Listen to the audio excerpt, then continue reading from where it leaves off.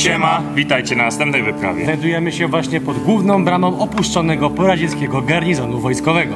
Teren ogromny, baza ogromna, mnóstwo rosyjskich żołnierzy tutaj stacjonowało, także nie przeciągajmy, chodźmy to zwiedzać. Robiliśmy ten wstęp 40 razy, w końcu się udało. Zapraszam, chodźcie do środka.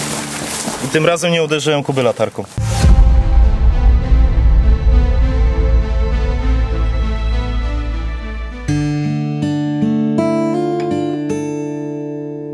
Znajdujemy się na głównym placu. Jak zauważyliście, dookoła jest bardzo dużo różnych budynków, dlatego co zrobimy? Rozdzielimy się jak zawsze, żeby pokazać wam jak najwięcej. Będziemy mieli ze sobą radia, abyśmy nie zgubili zasięgu i ciągle mieli ze sobą kontakt. I będziemy musieli przede wszystkim na siebie uważać i uważać na ochronę, mimo to, że ten obiekt jest troszkę bardziej uczęszczany niż te wcześniejsze. Dzisiaj mamy też trochę taką pogoń z czasem, bo kręciliśmy jeden odcinek w połowie drogi z Polski do Francji, prawie. I nam bardzo długo zajęło to czasu, więc teraz mamy godzinę 19:12 i zaraz po prostu będzie ciemno. Tak, to nie jest problem, żeby chodzić tu po ciemku, tylko że wy mniej zobaczycie. W sumie chyba największy budynek sobie wybrałem, co jest spoko, ale kurde, krata.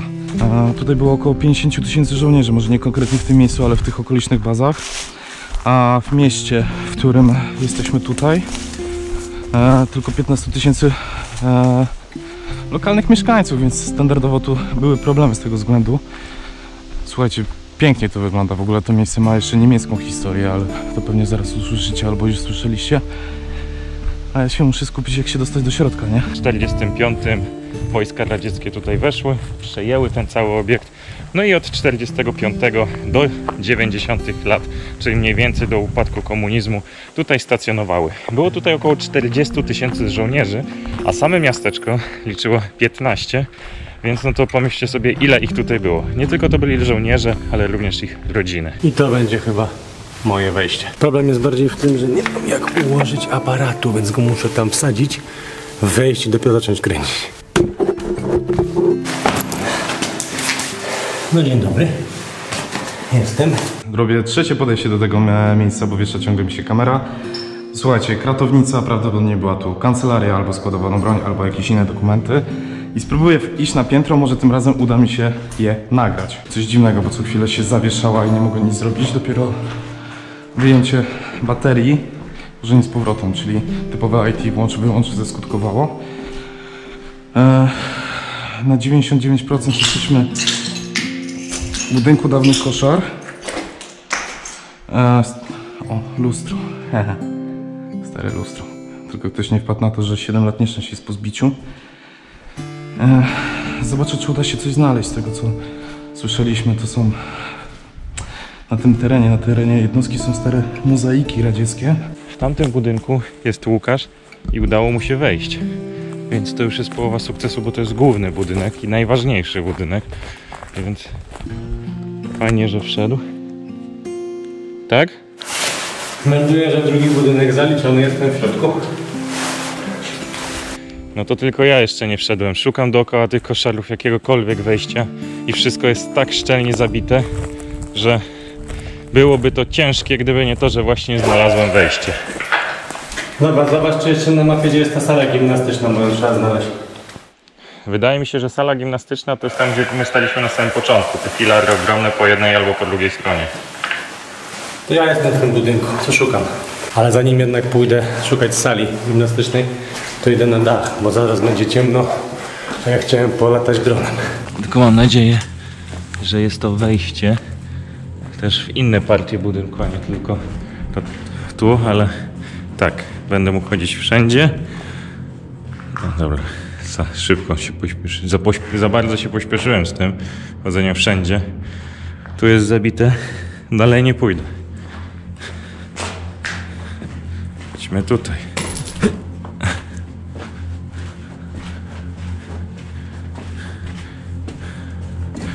Naprawdę, ktoś tyle trudu w to wsadził, żeby nie móc tutaj wchodzić, że aż nie mam pytań.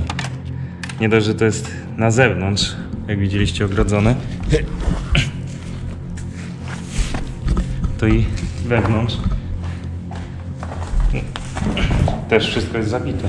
Tutaj kiedyś była zwykła ściana, to nie jest zabijane przez mieszkańców, albo jak to robili to dawno temu.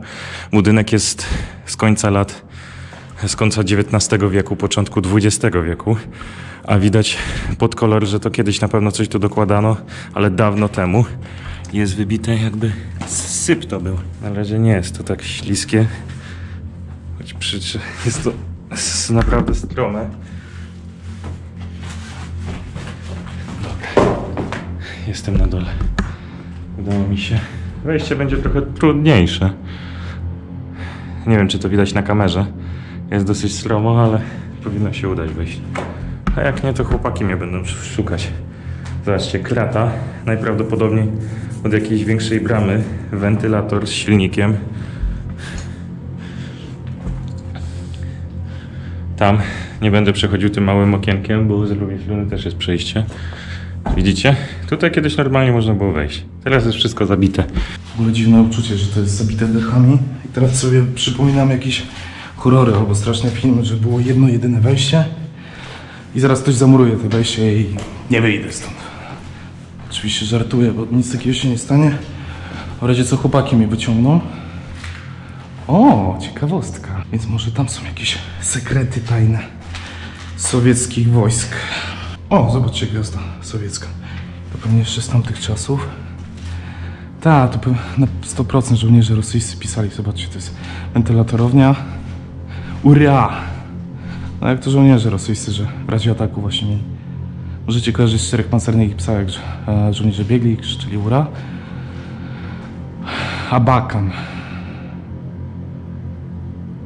Czyli stacjonował tutaj 2 lata. 81-83 rok. Kurde, nie wiem czemu ci rosyjscy żołnierze będąc w takich miejscach podpisywali się na strychu zawsze, że nie wiem. Dobra, tam nic nie ma. Nie wiem, czy chodziło o to, że nikt tego nie zmarzy, czy to dłużej przetrwa. No, ciekawostka, bo to tak samo było w Legnicy i w paru innych szpitalach właśnie postsowieckich i w innych bazach postsowieckich, więc może to taka po prostu wojskowa tradycja. Wcześniej mogliście widzieć taki ekran, był bardziej niebieski, a to dlatego, że przestawiłem sobie przypadkiem balans bieli. Dobra, jesteśmy u góry. Tu zobaczcie, jeszcze jakaś jest stara skrzynia i tu tabliczka z zapiskami i ZSRR. Tutaj co mamy? Tu był chyba silnik windy. Tak. To jest silnik windy, winda była tam pod spodem. Dobra, strych jak strych, ale tu jeszcze można wejść wyżej. Tam się udamy.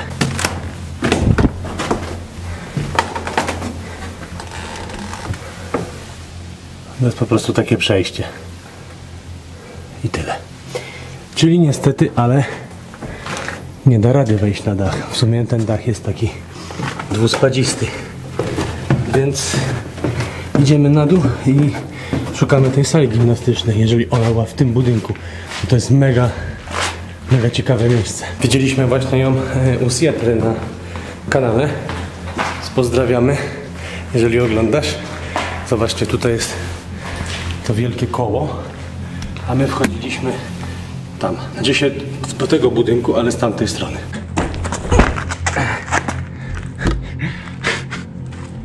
Chciałem spróbować, najwyżej bym sobie zęby wybił, ale jeszcze na pół metra podskoczę.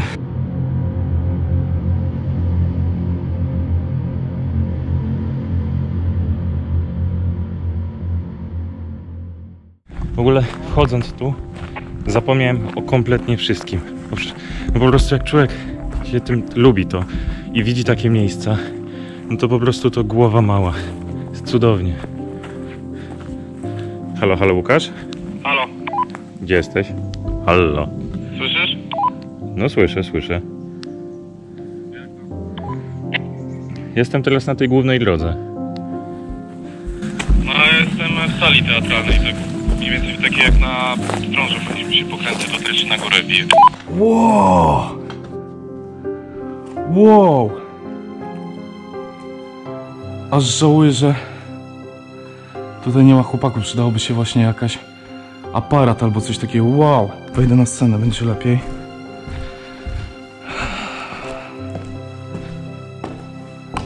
Super. Widzieliśmy coś takiego w Wstrążu i w Czarnobylu. Zobaczcie, tutaj są te kotary. Znaczy, inaczej, na tym są powieszone kotary. Muszę mocno latarką świecić, żebyście mogli cokolwiek zobaczyć. I zobaczcie. Trochę świecę, jakby teraz szukał na publiczności milionowego subskrybenta, który pojedzie z nami do Czarnobyla. No wiecie, mamy taki konkurs, że milionowy subskrybent pojedzie z nami do Czarnobyla, ale kurde, mam za małe światło, a tylko GoPro, a chciałbym wam to dużo lepiej pokazać. Tak, przeglądam mapę i powiem wam szczerze, że tak, tam jest boisko piłkarskie, ale to jest takie otwarte boisko. Natomiast po tamtej stronie jest taki ogromny hangar. Zobaczcie zresztą sami i wydaje mi się, że to może być właśnie to. Dobra, więc wybijamy i idziemy sobie w tamtą stroną. Dobra, desantowałem się przez to okno. Ci panowie, co tam idą, pomogli mi przytrzymać aparat. Dobra, jesteśmy na głównym placu. To, gdzie ja chcę iść, to jest tam. Zobaczcie. Jeden budynek, drugi budynek, trzeci budynek, czwarty budynek. Tam są te, co ja byłem. To jest naprawdę przeogromne. I kręci się tutaj naprawdę sporo ludzi. Podobno ze swojego czasu stacjonowało tutaj najwięcej osób we wschodnich Niemczech, ale zastanawiając się i będąc już w paru takich obiektach i czytając ich historię, okazuje się, że tak naprawdę to każdy z tych garnizonów miał niby najwięcej żołnierzy, więc nie wiadomo, jaka była prawda. Jeszcze jak zwrócicie uwagę na te zabudowania, to mimo to, że potem po 45 przejęli to Rosjanie, to słuchajcie, to kompletnie nie wygląda jak rosyjska zabudowa. Zobaczcie, wszędzie są takie ładne świetliki. Wszystko jest zrobione z cegły. Jest ta dachówka, a nie wielka płyta. Ba, nawet jest kostka taka granitowa ułożona wszędzie. Więc to widać. Psy. Słyszeliście, jak szczekają psy? Pytanie, bo tu jest zaraz obok ten PKP niemieckie. Może ktoś wyszedł z psem po prostu i szczekał, a nie, że psy ochrony, bo by były jaja. Dobra, ale jest ten budynek na wprost, do którego chciałem dojść. Kasza gryczana. Gryczna, no wiadomo, że kasza gryczana. Tutaj to też kasza pierolowaja, to już nie wiem jaka jest. Pasztet z tyłu i menażka wojskowa. No to kalasz, ale to jest ciekawsze. Menażka wojskowa, puszki właśnie z napisami radzieckimi, więc jak widać tutaj, jak widać, to Rosjanie stacjonowali, więc te ślady historii jeszcze są. Ale że na strychu się udało znaleźć takie gadżety, to może i uda się w piwnicy coś ciekawego znaleźć. Można powiedzieć, że akcja się zmienia jak w dobrym filmie akcji. Albo jak na giełdzie. Dobra, skończyli gadać, zobaczcie. Tu jest ten koszarowiec, więc w tych wszystkich salach stacjonowali żołnierze. No pewnie tam standardowo po 15-20 chłopa. Chociaż ciekawie mnie te kratownice, czy to przypadkiem... Chociaż to wojsko, koszary to mogło być. I pewnie tutaj było na 100% było główne wejście do budynku, a tutaj jest podest. No, dla kogo mógł tutaj być podest? Oczywiście, że dla towarzysza Lenina albo dla towarzysza Stalina. Udało mi się przeczytać, że na dole jest napisane artyleryjski dywizjon. W ogóle jest trójka.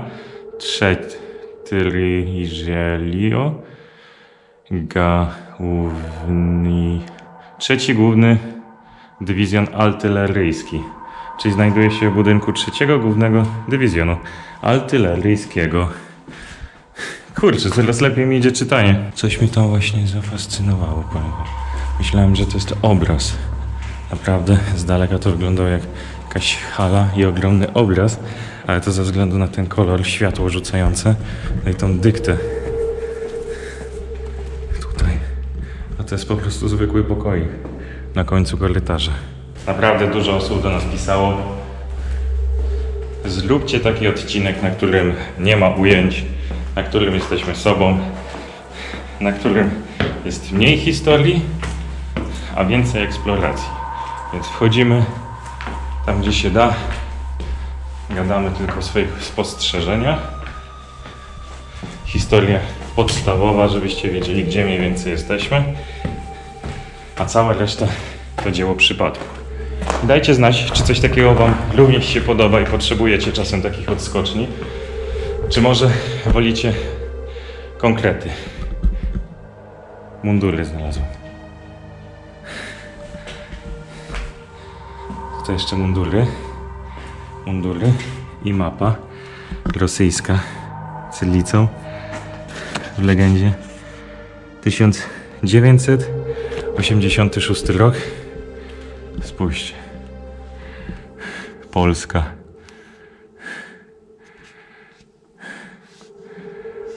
Czechosłowacja. To jest właśnie Niemcy, podział na RFN i NRD. No i Mongolia. I przeogromna Rosja. Zobaczcie jeszcze w 86 jak to wyglądało.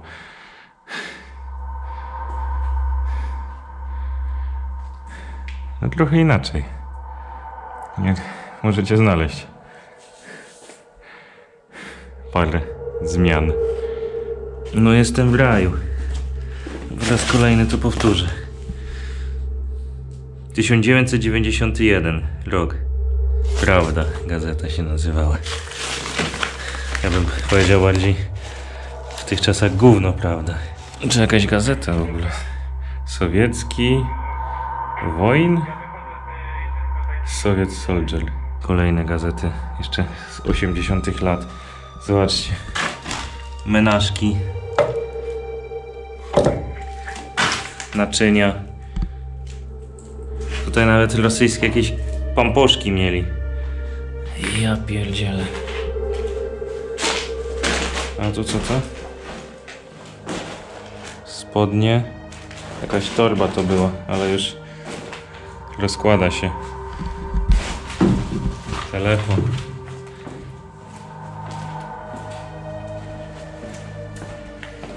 Podoba mi się to.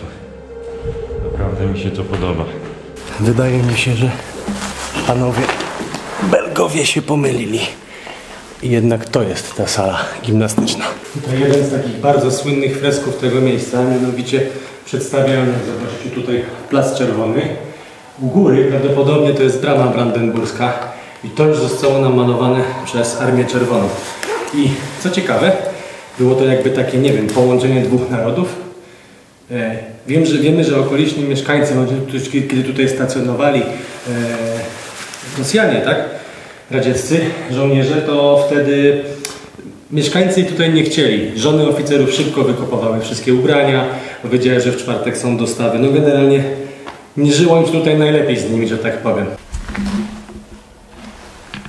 Coś sobie tu naklikałem. Dobra, wracając do tematu, bo mieliśmy udać się na tą salę gimnastyczną, a to jest właśnie ona. Tu jak zobaczycie jeszcze są jakieś stare elementy, prawdopodobnie ławeczek. No i panowie Belgowie się mylili, chociaż ja się zapytałem o gym, a gym to jest siłownia, no ale to jest to. Jak tu się echo zmieniło.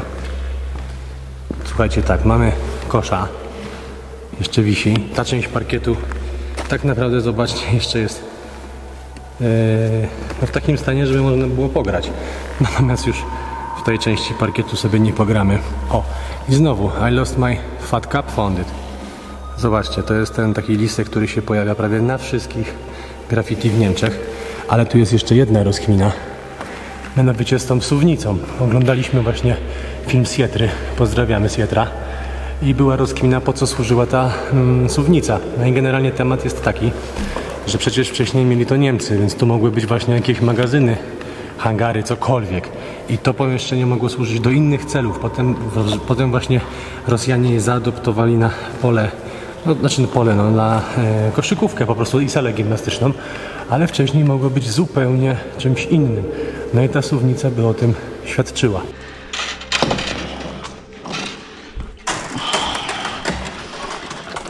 O kurde, lubię takie drabiny.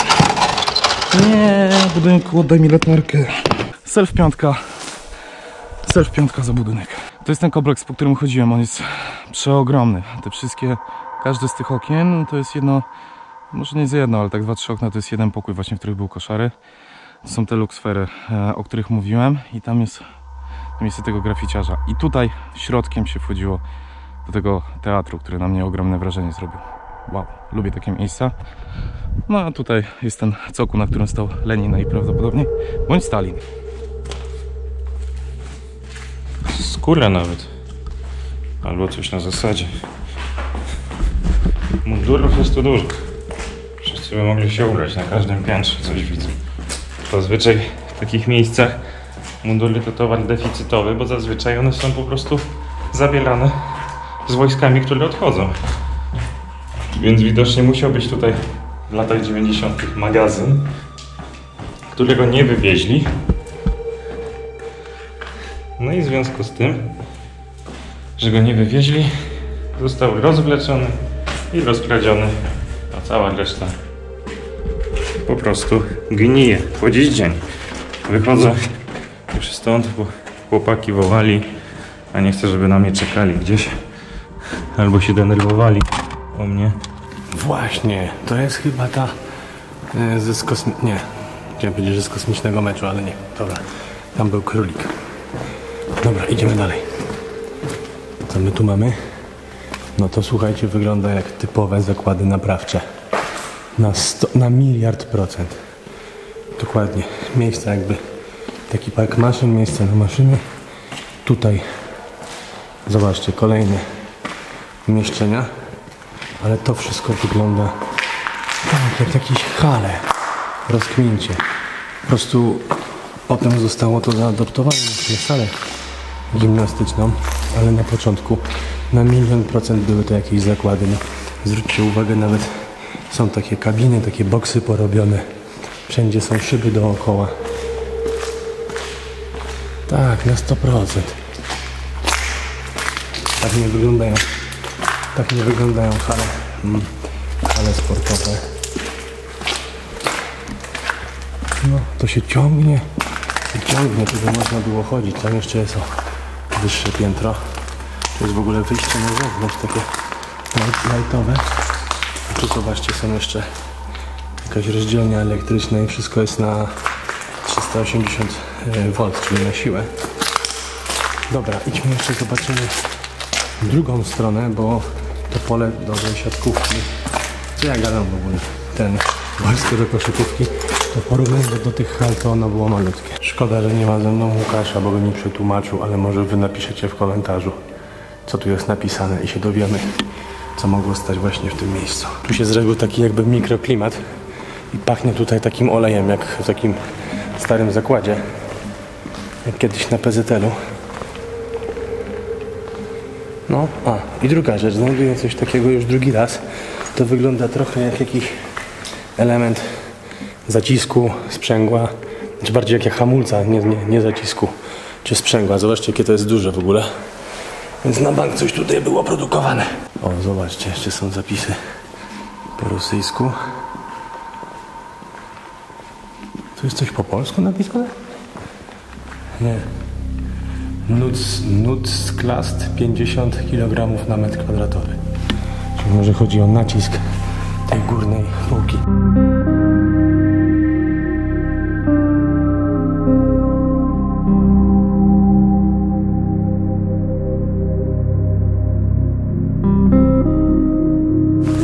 No to polatane, ale teraz wam opowiem szybko jedną historię, a no to taką, że jest to nasz kolejny dron, bo wydarzył nam się wypadek i chciałbym bardzo tutaj podziękować naszym patronom, bo to właśnie dzięki wam i pieniążkom, które dostajemy, realizujemy wyprawy, no i mogliśmy zakupić dość sprawnie kolejną sztukę. No niestety, no czasami tak bywa. Był to nasz pierwszy i mam nadzieję, że ostatni taki wypadek, ale mam jeszcze jeden temat do was. Chcecie uczestniczyć w konkursie, który chcemy zorganizować, to klikajcie ten przycisk na dole, on musi zrobić się szary z czerwonego i osoba, która wygra, pojedzie z nami do Czarnobyla. A my to wszystko zorganizujemy i też pokryjemy wszelkie koszta. Mamy 6 godzin do Polski, a ja jutro idę na rano do pracy. I tutaj kończy się nasza przygoda w ogromnym poradzieckim garnizonie. Mogliśmy się trochę poczuć jak w Rosji, będąc w Niemczech, postsowieckie klimaty, bardzo to lubimy. Pamiętajcie o tym, że jest konkurs na 1 000 000 subów, więc naciskajcie ten przycisk na dole. Na dzisiaj wam bardzo dziękujemy. No i co? Do zobaczenia na następnej wyprawie! Woo!